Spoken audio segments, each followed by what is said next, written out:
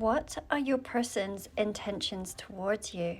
So think of a person and let us have a look at what their intentions are towards you.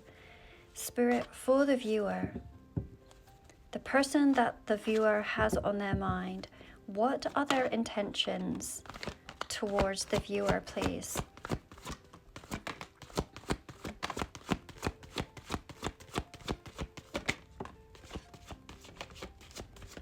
Okay, bottom of the deck, we have got the Ten of Blades, the High Priestess, the Fool, the Four of Cups, the Seven of Cups, the Three of Rods, and the Nine of Blades.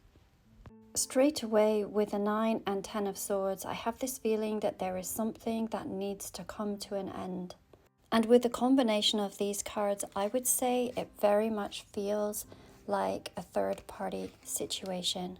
Now, not all third-party situations are speaking about another person, although usually they are. But it can also be things like cultural differences, religious differences, distance between you, work or family commitments. So if that sounds like a situation that you might be in, then this may be a reading for you. The Nine of Swords is extremely telling. It is a card that speaks of a moral dilemma. I know the illustration in this particular deck doesn't show it as well as a traditional deck, but the Nine of Swords in a traditional deck is someone who is sitting upright in their bed and they are not able to sleep. There is a lot of overthinking. But even more predominant in the traditional card is a scene that is carved into the wooden bed frame. And it is a scene that speaks of a betrayal. So what I am seeing is this person whom you are thinking of understands that somewhere along the line there needs to be an ending, a cutting away, and one that is likely to be painful. This is confirmed when we see the Fool card here, which again speaks of new beginnings. It is talking about taking a leap of faith. I feel that they certainly want this new beginning, a fresh start. The Fool card could also speak of travel, as does the Three of Rods. So there feels to be a situation or circumstances that are going to ask for an ending. Again, we see it with this card here, the Seven of Cups, and even right at the center it says, let go. I very much feel like there is something that they need to do on this soul journey, and it is something that is going to require strength and resolution. The Four of Cups also provides a similar message. If we look at each of these bottles, we can see the words arsenic, morphine, heroin, and cyanide. There is something that is unhealthy in the environment of the person that you are thinking of. And we have got 5 cards that are saying that this person is wanting to break free. Now, for each of you, there is going to be slightly different circumstances. But I would say with this High Priestess card that you already have an inkling and a knowing that this new beginning is going to include you. But it feels like whatever is going on here needs to be resolved and put behind them first. Let's pull some more tarot. Spirit, once there has been a release, what is going to be the intention of this person towards the viewer? The intention towards the viewer once there has been a release.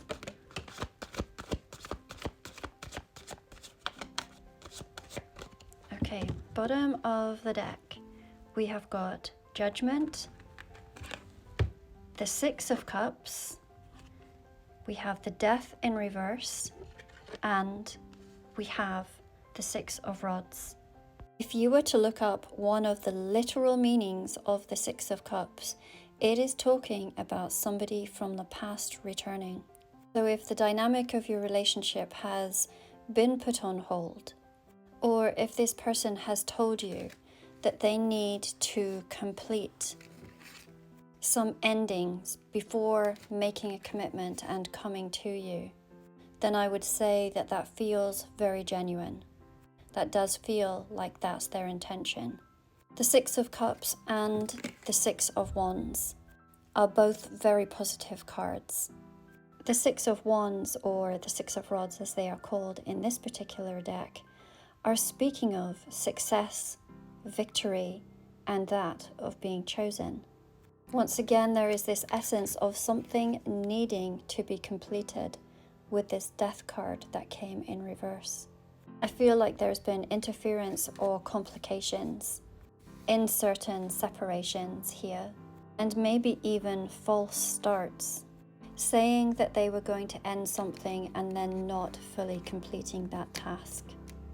With this Death card in the reverse, I very much feel with the Death card being in the reverse, whatever this circumstance or stumbling block, I believe it is finally going to be dealt with. Of course, the question is always when. And here we have the Judgment card. Do you see these Latin words that are written across this banner? If you were to translate that, it would be saying, I do not know the hour. This person is waiting for the right time. And as I'm saying that, I'm wondering if there ever is going to be a right time. But to this person, they certainly feel so. And this feels like it's incredibly difficult for this person also to do this, for this ending.